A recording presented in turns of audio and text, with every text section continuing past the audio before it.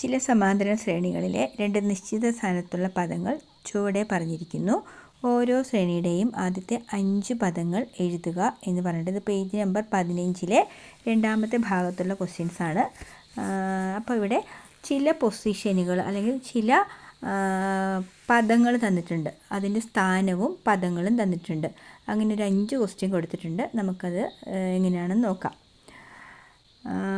The two terms in a specific position of some arithmetic sequence are given below. Write the first 5 terms of each. അപ്പോൾ 2 term മാത്രം തന്നുകൊണ്ട് നമ്മൾ എന്ത് ഉണ്ടാക്കണം? ഒരു അരിത്തമെറ്റിക് സീക്വൻസ് സമാന്തര ശ്രേണി ഉണ്ടാക്കണം. അപ്പോൾ സമാന്തര ശ്രേണി ഉണ്ടാക്കണമെങ്കിൽ നമുക്ക് എന്ത് വേണം? നമുക്ക് ഡി കണ്ടെത്തിയേ പറ്റും. അപ്പോൾ ഡി കണ്ടെത്തുന്നത് തൊട്ടാണ് തുടങ്ങേണ്ടത്. നോക്കാം. ചോദ്യം പറഞ്ഞിരിക്കുന്നത് തേർഡ് ടേം എന്ന് പറയുന്നത് 34ആണ്. അപ്പം നമുക്ക് 6th ടേം 67, അതായത് 1 2 3 4 5 6 ടേമുണ്ട്. അതിൽ 1 2 മൂന്നാമത്തെ ടേം എന്ന് പറയുന്നത് 34 എന്ന് കൊടുത്തിട്ടുണ്ട്. 4 5 ആറാമത്തെ ടേം എന്ന് പറയുന്നത് 67. മൂന്നാം പദം 34, ആറാം പദം 67 എങ്കിൽ റൈറ്റ് ദ ഫസ്റ്റ് 5 ടേംസ് എന്ന് പറഞ്ഞാൽ സീക്വൻസ് ആദ്യം മുതൽ ഈ 5 പദങ്ങൾ ഏതൊക്കെയാണെന്ന് എഴുതാനാണ് അവർ ആവശ്യപ്പെട്ടിരിക്കുന്നത്. അപ്പോൾ ഇത് നമുക്ക് നമ്മൾ ഒരുപാട് ചിന്തകളൊന്നും ചിന്തിക്കാതെ നമ്മളിത് ചെയ്യേണ്ടത് എങ്ങനെയാണെന്ന് ചോദിച്ചാൽ ഒരു ഡയറക്റ്റ് ഇക്വേഷനകത്തുണ്ട് കേട്ടോ. ഒരു സമവാക്യം ഉപയോഗിച്ച് നമുക്ക് വേഗം ചെയ്യാം. പക്ഷെ അതിനേക്കാളും ഒരു പക്ഷേ ചില കുട്ടികൾക്കൊക്കെ എക്സാം സമയത്ത് ഇക്വേഷൻസ് മറന്നു പോകാൻ സാധ്യതയുണ്ട്. അങ്ങനെയുള്ളവർ എന്ത് ചെയ്യണമെന്നറിയോ?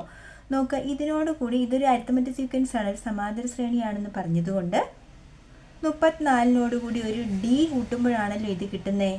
അപ്പോൾ ഇതിനോടുകൂടി ഒരു ഡി ആഡ് ചെയ്തു, അപ്പോൾ ഒരു സംഖ്യ കിട്ടി. അതിനോടുകൂടി വീണ്ടും ഒരു ഡി കൂട്ടി, അപ്പോഴും ഒരു സംഖ്യ കിട്ടി. അതിനോടുകൂടി അഗെയിൻ ഒരു ഡി കൂട്ടി. അപ്പം 3 പ്രാവശ്യം ഡി കൂട്ടിയപ്പോഴാണ് എന്ത് വന്നത്? 67. 34നോട് കൂടി 3 പ്രാവശ്യം ഒരേപോലത്തെ സംഖ്യ കൂട്ടിയപ്പോഴാണ് 67 വരുന്നത്.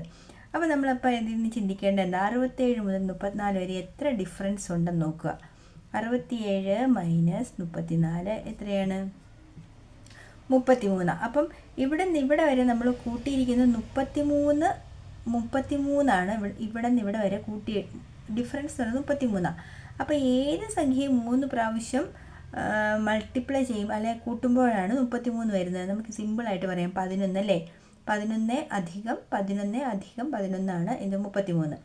അപ്പം ഒരു 11 ഇവിടെ കൂട്ടും നമ്മൾ. 34ഉം 11ഉം 34ൻ്റെ കൂടെ 11 കൂട്ടിയാൽ 45, 45ൻ്റെ കൂടെ 11 കൂട്ടിയാൽ 56, 56ൻ്റെ കൂടെ 11 കൂട്ടിയാൽ 67. അപ്പോൾ ഇവിടെ എന്താ സംഭവം? ഇവിടെ നമ്മൾ 11 കുറച്ചാൽ മതിയോ? അപ്പോൾ ഇതെത്ര വരും? 23. ഇതെത്ര വരും? 12.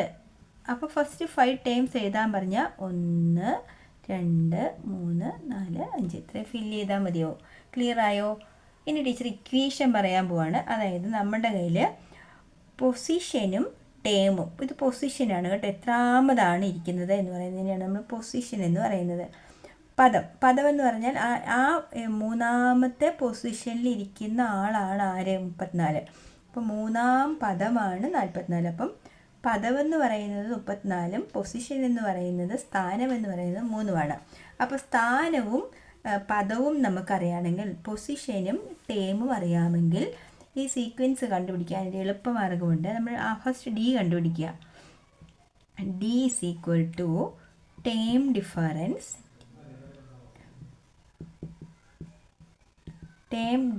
ടീച്ചർ തൊട്ട് മുമ്പ് പറഞ്ഞ അതേ പ്രോസസ്സ് തന്നെയാണ്, പക്ഷെ അത് ടീച്ചർ ഇങ്ങനെയും കൂടി എഴുതുന്നു എന്ന് മാത്രം. ടേം ഡിഫറൻസ് ശരിയല്ലേ? നമ്മൾ 64 67 34 തമ്മിലുള്ള ഡിഫറൻസ് നോക്കിയായിരുന്നല്ലോ. Term difference divided by position difference.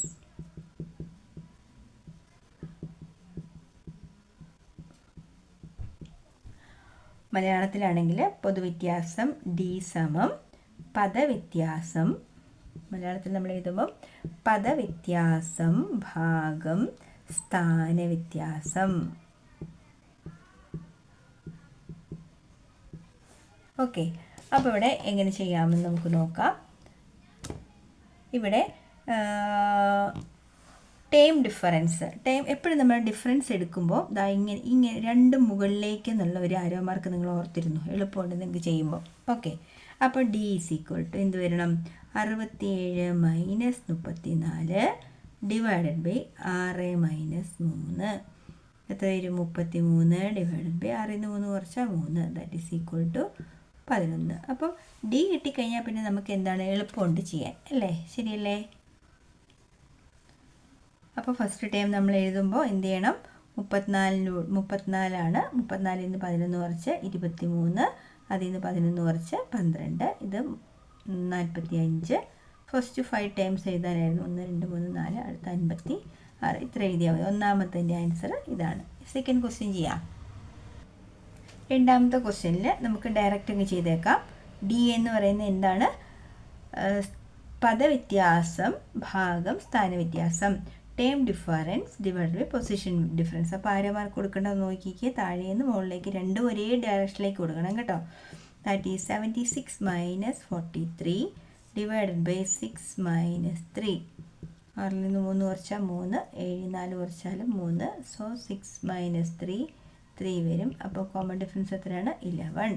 അപ്പോൾ തേർഡ് ടൈം 43 ആണ്. ഫോർത്ത് ടൈം 54 ഇവിടെ നിന്ന് കുറയ്ക്കുമ്പോൾ 32, 21, അടുത്തത് 10.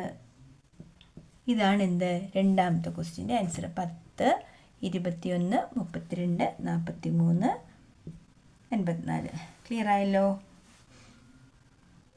Third question, D is equal to position term difference divided by position difference, അല്ലെങ്കിൽ പദവ്യത്യാസം ഭാഗം സ്ഥാനവ്യത്യാസം. 3 മൈനസ് 2 ഡിവൈഡഡ് ബൈ 5 മൈനസ് 3.